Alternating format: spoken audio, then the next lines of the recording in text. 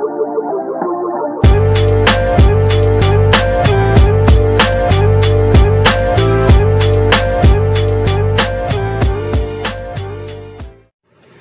guys, my name's Ben. You guys maybe have seen a couple of my videos, maybe you haven't. One of the things I like doing on my channel is tinkering and trying new things. So one of the things I did this time was mess with my P320. So I traded my Glock 43X maybe like, I don't know, 3 weeks ago. It was bone stock. The guy only wanted 2 mags in the original gun, so I sold off all my accessories and my extra barrel and all that to buy things for the SIG P320 that I traded for.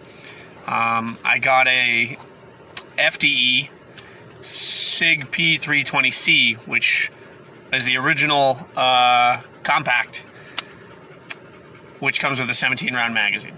Anyway, not important. The point is,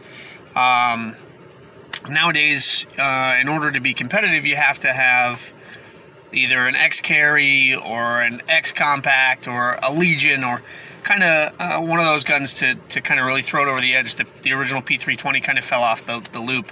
So what I wanted to do was get one of the original P320 compacts, which is the 3.9 inch barrel, and update it a little bit. So what I did is I went out of my way to find an FDE P320 compact, 3.9 inch barrel, came with a carry size frame, 17 round mags, and I wanted that size barrel, that size slide with the 15 round capacity, and I wanted to do it in the Wilson combat frame. So what I did is I went out and I found all those parts after selling all my accessories for the Glock 43X and spent the money on the Wilson combat frame.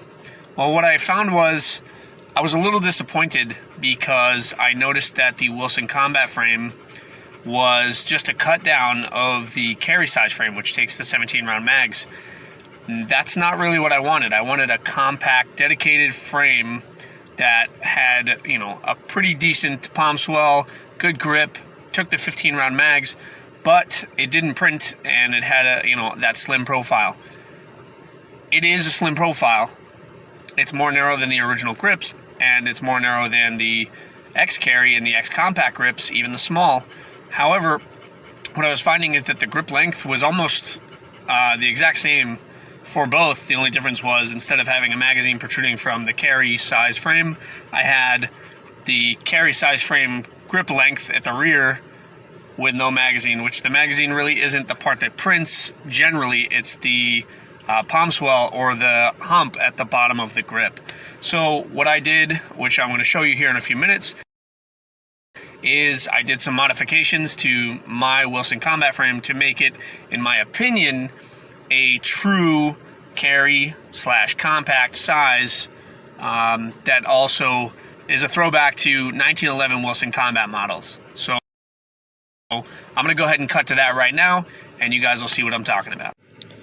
All right, guys, what you see here is my P320 Wilson Combat compact 3.9 inch barrel and slide combination with the 15 round magazine. So this, in my opinion, is a truly cut down version of the carry frame into a true compact size frame. So the reason I say that is when I grip this, it doesn't exceed the width of my hand. So I get a good palm swell, it goes all the way up in, I get all 3 fingers, and the magazine sits flush. I wanted to show you that it was clear when we started. I'll show you right now that the magazine is empty as well, okay? But I'm going to insert and drop the slide so that way you guys can see what it looks like flush, okay? This is the 3.9 inch barrel, the 4-slot Picatinny rail. This is a standard 15 round SIG magazine. I did bevel a little bit in the rear just for that extra contour, okay? But what I really wanted to show you guys was this, okay? I came out and I wanted to cut the beaver tail basically down, all the way down.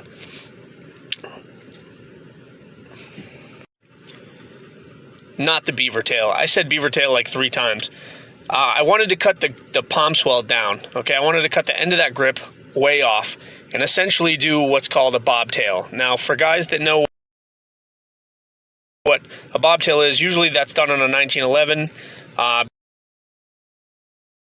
Because the end of the frame is so pointy on the 1911s, you basically got a big triangle off the corner. And round it off and smooth it out. What you see here is essentially that in a polymer frame. I understand that the original grip frame has a sort of bobtail on it. I'll put up a picture here.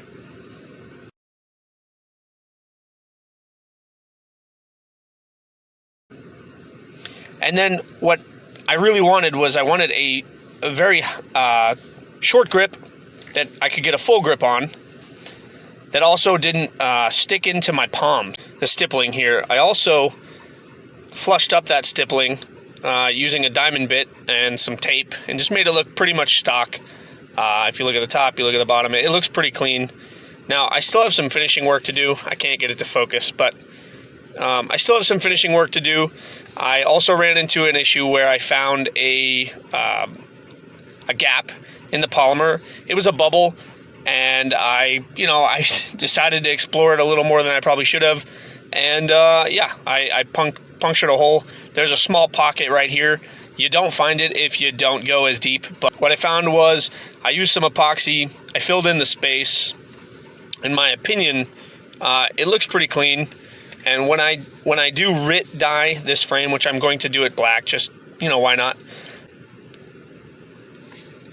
It'll all blend in pretty good. I'm not too worried about it. I'm not worried about it as it is, honestly. It doesn't look bad, in my opinion, the way it is.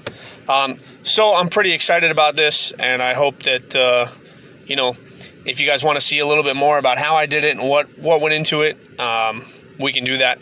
But I think it looks phenomenal. I think the grip itself came out very well. So, all right, guys, I think it looks pretty good. I'm pretty pumped about it. Another thing I'd like to point out is that I have these ETS mags, the 15 rounders, and they take Glock base plates, which is pretty funny because I picked up these eBay extenders. They're +2s. So they're ETS magazines that take 15 rounds +2 with the eBay extensions. I think I paid for 2 of them like $22, and the 2 mags were like $32 a piece. And honestly, it doesn't look bad. It doesn't look bad at all. The pistol looks like it's ready to go. I've had no issues with the ETS mags. As you saw, it was a fully loaded magazine, and a lot of people have said that it doesn't drop free. Well, either ETS fixed that issue, or SIG fixed the issue. I'm not sure. Maybe because I have an older SIG, it just isn't an issue. And maybe that's what ETS modeled that magazine after. But you can see right here, I'm just pressing it. I've got no touching on that magazine. It's going to drop right out. So, I mean, it works just fine. And when they're empty, they shoot out. So, all right, guys, that's kind of the last thing I had. I just wanted to pop that out there, show you that, it can look pretty good. If you put a little time and effort into it, it'll look exactly the way you want it to. And if not, it was only $60, so I can always just buy another grip frame and try again. There's been a dog in the background the whole time. He's in the car with me. So this was just to cover my Wilson Combat P320 FDE C with the ETS mags that are extended in the Crimson Trace Light. It does have an apex trigger. I didn't talk about that in the video, but that bobtail really, really, really, really does shine. You can see that it's obviously cut, and it looks smooth. It's flush. I'm pretty pumped about it. So thanks for watching, guys. I'll catch you later.